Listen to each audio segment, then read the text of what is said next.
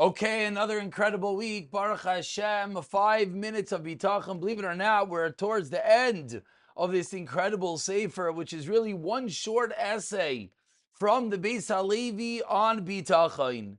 And today, the title begins, Derech HaYashar Be'is Tzara. What do we do when calamity strikes? It's a time of difficulty. We don't know where to turn, what to do. Derech Hayashar, the Bais HaLevi coins this. What is the way? What is the yashrustic way? How should we approach life in a time of calamity, in a time of tzara? Says the Bais HaLevi, Zois Tairas Ha'adam HaYashar. This is the Torah of an upstanding person. Kishemagia lo izetzar chalila. Oy chasrein mizaynais. A classical situation. Someone loses his job. Someone has any other form of tzara. It could be shalom bayis. It could be chinuch. It could be health. It could be the job, the boss, anything. So what do we do at that critical moment? Says the Bais HaLevi, don't do what the whole world does, which is what? To be yarbe b'ishtadlusai. Obviously, I'm not doing more ishtadlus. I can't make ends meet. The boss isn't happy with me. What should I do? So one thinks, of course, do more ishtadlus. Put in more hours. Figure out more avenues to make money. Go see more doctors. Says the Bais HaLevi, absolutely not. Obviously, parenthetically, and almost just being safe, Rav David Sutton in note 91 points out, of course, proper effort obviously is required. We're not talking about someone negligent. We're not talking about someone that, just loses his job in months and months and months and does nothing. No, we're talking about someone who's doing proper ishtadlus. And now there's a problem. So what do we do now? Says the Bais HaLevi, almost quoting the words of the Mesilas Yesharim. What should you do? Rak yefashvei shebim ma'isov. Look into your actions, asher lo yitayvim, which are not correct. Shesibchu kol zeh, that caused all of this to happen.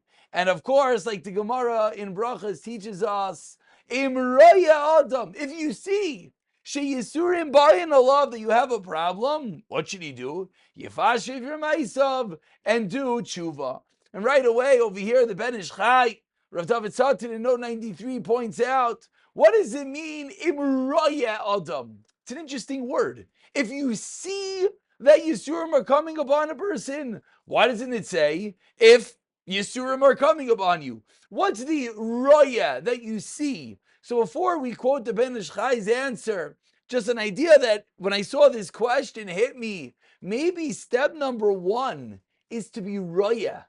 Maybe step number one, the Gemara in Brachas is only talking to a person that recognizes that there's more at stake. It's not only talking to this random person that has issues. It's a first level is to be roya, to realize that there's more involved.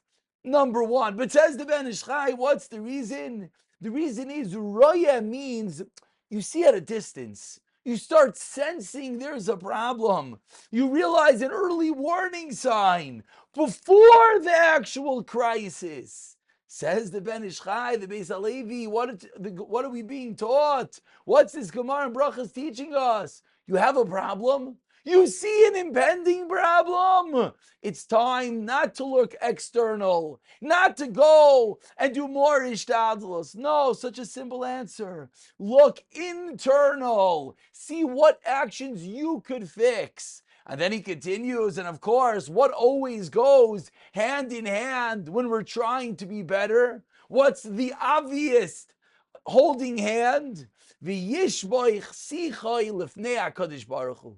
And daven to Hashem, sheyechaltzu lemerchav, that he should rescue him. And he quotes the pasuk David HaMelech, Tefillah le'ani. Of course, the Gemara in Nida, Ma'yasa Adam v'yisaser, Ma'yasa Adam in this. The famous Gemara that we spoke extensively when we learned Sharim b'Tefillah, that without Tefillah, nothing could help. And he concludes, So what does this process do for a person?